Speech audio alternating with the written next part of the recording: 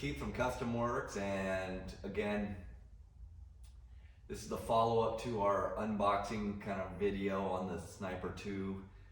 And we really wanted to give you a candid and honest opinion of the improvements on the Sniper 2. And we didn't really have a direction that we were going to go on this thing. Really we just wanted to evaluate it, look at it. So it's interesting, we got a lot of comments of people saying, hey, we really want to know, hey, is this thing going to work? Is this thing good? We got one guy that was like, you're just clickbait, and you didn't even actually say I was just anything, and just said, you didn't give us any information. Well, we're doing this in steps, kind of like you're a person, you're buying these things. And one of the things that I'd mentioned in the previous video, because we get a lot of these snipers in our shop, and none of them are ones that we install.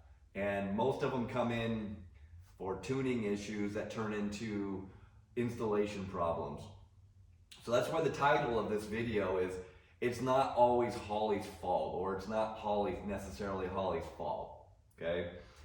We talked about the inherent problems with the Holley Sniper 1 setup, okay? To meet price points on these things, Holley's got to kind of downgrade the quality of the electronics in these things.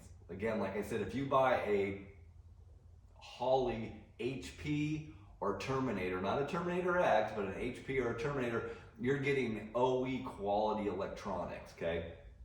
When you buy a Terminator X or a Sniper, you're getting a product that's been sort of cheapened to, and I'm not saying cheapened, they're trying to get components at the best cost, and there's a price for that, okay? And the electronics in these snipers are very sensitive to electrical noise, okay? Especially on something like a Mopar or a Ford, with the distributors in the front, you had the computer right here, okay? And that's a problem. And a lot of times what that would do is that would affect the idle air control circuitry, as well as the O2. These things tend to, not these snipers, but the original snipers and the Terminator X tend to, the O2 sensors die. It's not the O2 sensor problem, it's the electronics. And what happens is it makes the electronics from the electrical RF noise will get the O2 circuitry to kind of go berserk, and what it does is then it goes full lean. The system dumps a bunch of fuel into the motor, a bunch of fuel's going out the exhaust because the air-fuel ratio is so rich. That's what kills the O2 sensor, okay? So we're hoping those problems are fixed. Holley has moved the ECU from here to here on Chevrolet applications. I don't know if it's necessarily a big deal.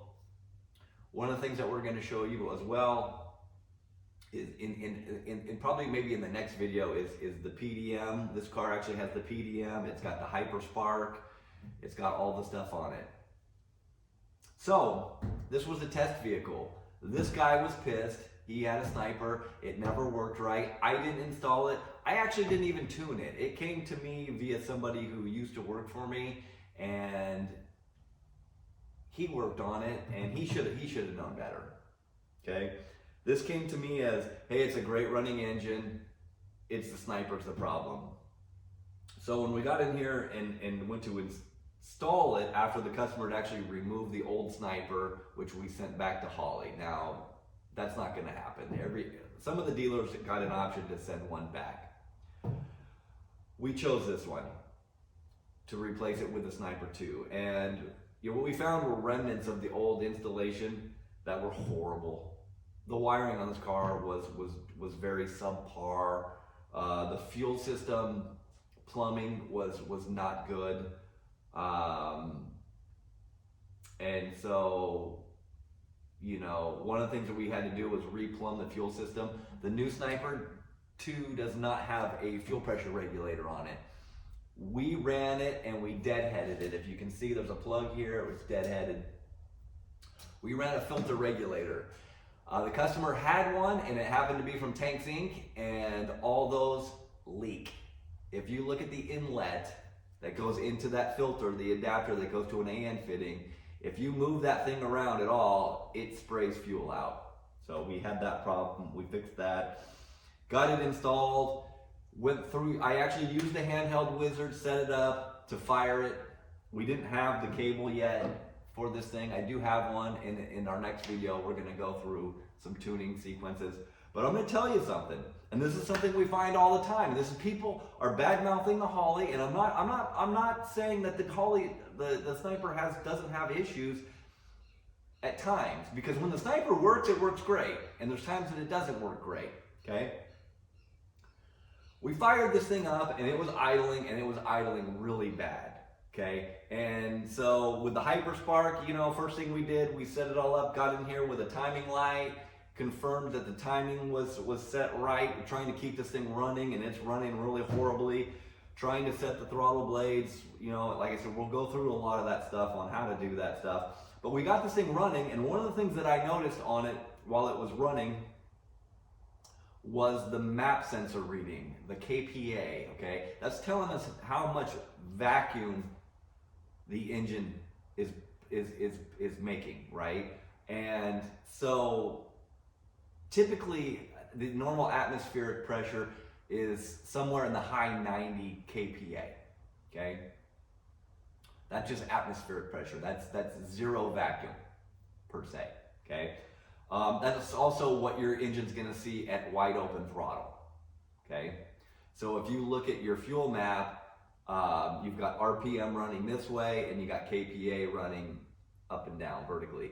And so at idle, on the handheld, it was reading like 93, 95, which would tell me that there's either a vacuum leak, okay, and the Sniper's not seeing any vacuum, okay, or there's something wrong with the engine. So a quick, do I hear any vacuum leaks? Let's spray some stuff around, and okay, there's a problem with this engine. So digging into this engine, this is a 440. We found that on the Mopars, the intake and exhaust have different rockers, and they were mixed and matched, and they were installed incorrectly. And the valve lash was done incorrectly, to the fact that several cylinders had valves that were hanging open, okay? So there was no compression in several cylinders, which is obviously, it's not gonna run right. It's gonna make no vacuum. That was the problem. So who's to say how this thing would have ran with just the regular Sniper, original Sniper on this thing, right? Don't know. Probably at times would have ran well, at times maybe not well. I don't know.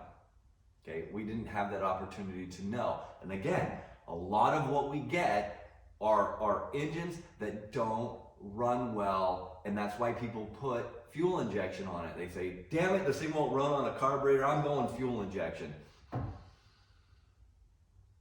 Almost all the time, if you have an engine that runs really bad on a carburetor, it's not going to run any better with fuel injection. The fuel injection has its benefits over a carburetor, 100%.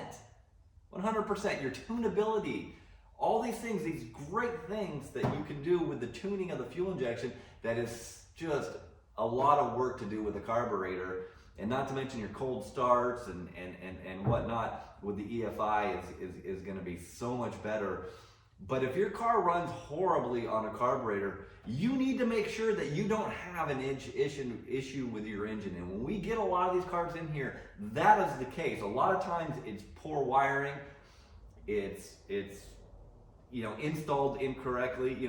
Run your cables directly to the battery, and what do? You don't. You run them to a bulkhead, or you run them to something else that causes electrical noise. We find these things all the time, okay? Make sure your engine is mechanically sound and your installation is right. And even the old Sniper, I feel like occasionally it'll have problems, and maybe your O2 sensor will die, but they will work. And when they work great, okay? And every once in a while they do some crazy stuff, and I can't explain it. And I'm really hoping that the next couple of videos that we do on this, we're going to go through some install stuff, are going to show you how to set these things up, and we want to do a long term on this thing.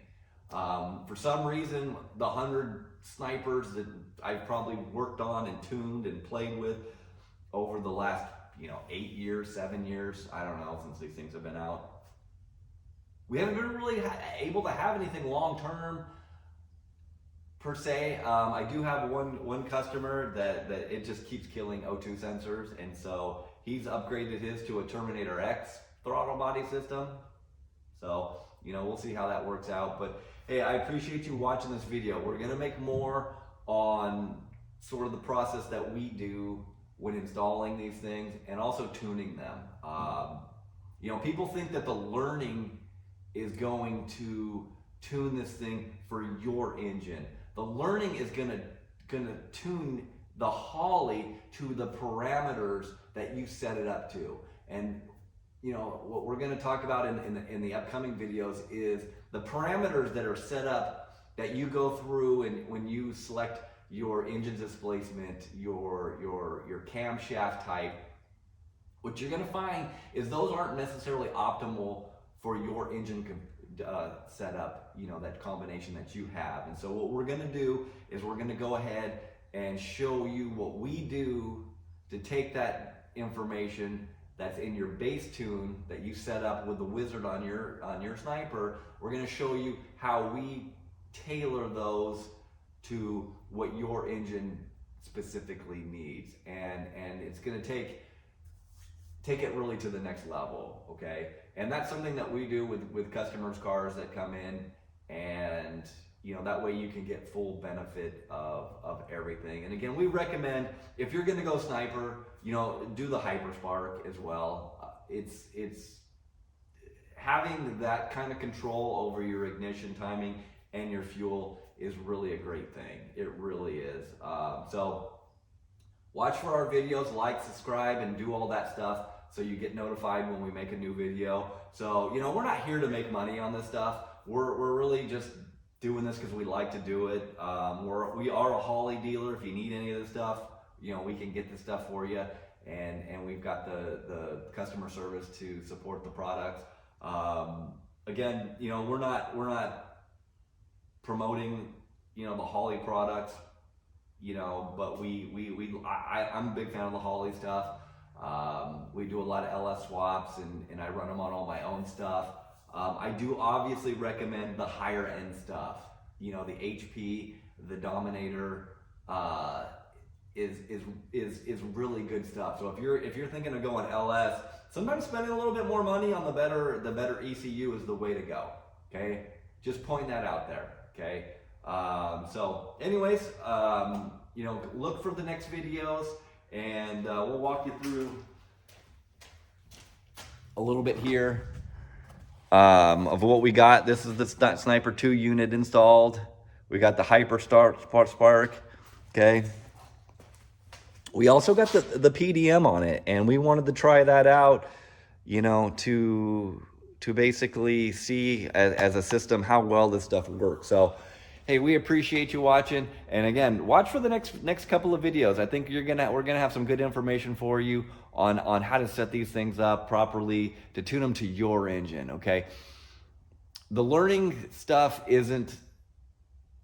The Holley is not smart enough to figure out what exactly your engine works. So you need to set up your timing and your target air fuel ratios, and then you need to set up the areas in the fuel map based on where your engine where it idles, as far as RPM and kPa vacuum, and same with the timing. You need to know where those values need to be based on idle.